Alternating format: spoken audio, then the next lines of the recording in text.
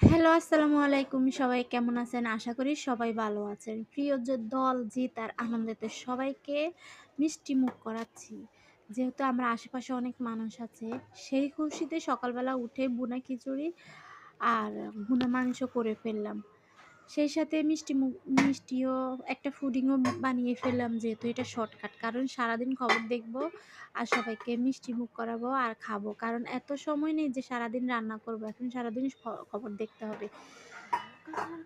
প্রধানমন্ত্রী আ আমি খুব আশাবাদী ছিলাম যে উনিই হবে। তারেক জিয়াকে অসংখ্য ধন্যবাদ। পাই না তো তাকেও মিষ্টিমুখ করাতাম। এখন তো পাচ্ছি না, তাই মিষ্টিমুখ করাতে পারছি না। উনি যেন উনার কথা রাখে। তো আমি পুডিংয়ের ভিডিও দিতে পারলাম না, কারণ সব কাজ এত দ্রুত করলাম।